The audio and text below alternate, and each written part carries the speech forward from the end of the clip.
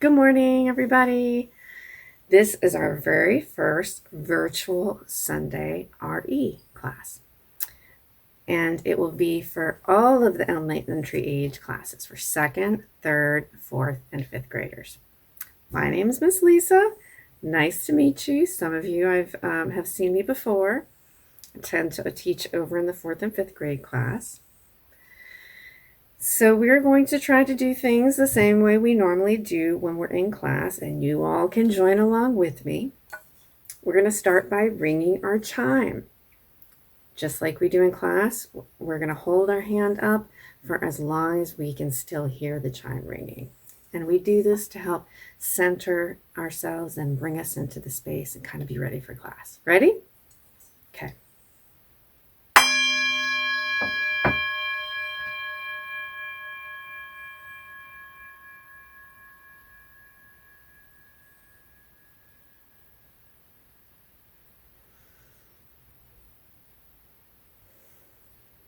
Some of you may still have your hands up because you have better hearing than I do, but that is all right. Next, we're going to light our chalice, just like we do in class, and then say the chalice lighting words. Here's our chalice. Ready to say the chalice lighting words with me? Okay. We light this chalice to celebrate Unitarian Universalism. Ours is the community of the open mind. Ours is the community of the helping hands. Ours is the community of the loving heart. Awesome. So normally we would next do joys and concerns, or sometimes we call it roses and thorns. So if you have a joy or concern you want to share at this moment with us, or for this upcoming week, then you can pause the video and feel free to share now. Otherwise, we will then move on to our lesson. So in elementary school classes, we are using the Windows and Mirrors curriculum. And we will continue to do that today. And we will look at a story that called The Curse of Babel. So this story comes from a Hebrew scripture, and it is a Bible story. God is a character that has a particular relationship with humans in this story. And we invite you all to be observant about that relationship as you listen to the story. All right, here it goes. And again, it is called The Curse of Babel, and it is adapted from Genesis. Long ago, all the people of the earth shared one language. They all spoke the same way and understood one another's words about a problem. This was true until one time when a group of people journeying westward came to a place called Shinar, where they chose to settle down and build themselves a city. First, they formed their bricks and burned them so they would be hardest stones for buildings. Then they gathered wet clay to use for mortar. The people planned a city with a tower that would reach into the heavens. They wanted their tower to be so grand that it would demonstrate how much human beings could accomplish, and so tall that it would always call them home, even if in future times they scattered from Shinar far and wide across the earth. God came down to see the city and the tower that the people had built. God was impressed, but concerned. "Behold," God said, "the people is one, and they have all one language. Look what they have built together. Now, nothing will be restrained from them, which they have imagined they can do." God gathered some helping spirits and said, go to let us go down and there confound their language, that they may not understand one another's speech. Without a common language, the people's work on the tower came to a halt. They separated into groups and scattered away from Shinar, taking all their different languages with them. So, that brings us to the discussion and the following questions.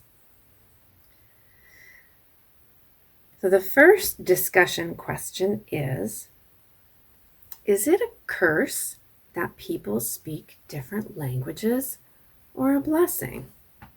I wonder what you think. And feel free to pause and discuss these with your family around you. The second discussion question is, what was the role of God in this story?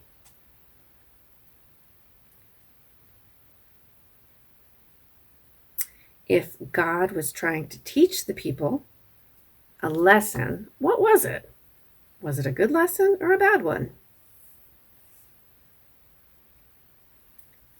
What might be the results of the people learning this lesson?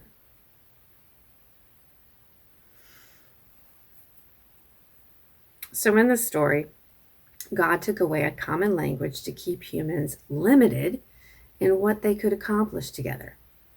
So keeping that in mind, whether or not you believe in God or that God could or would do this, do you think people need a common language to accomplish great things together? Do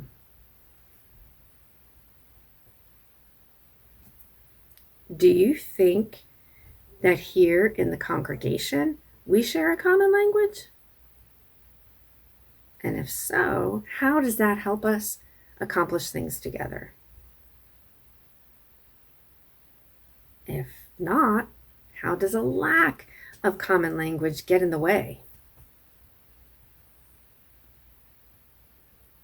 What about in our families? Do we share a common language? Yes, no. Does that help? Yes, no. What about as Unitarian Universalists?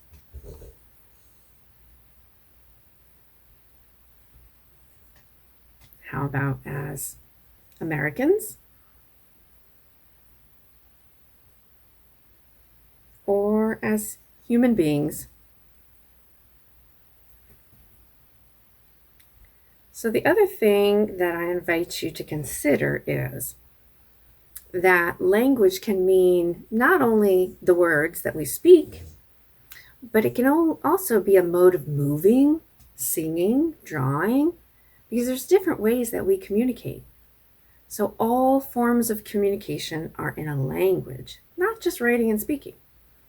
So there's lots of ways to find that common language, not just through words. Could be even for physical activities, artistic expression, and such, body language. So really think about how all of this, how our language is important.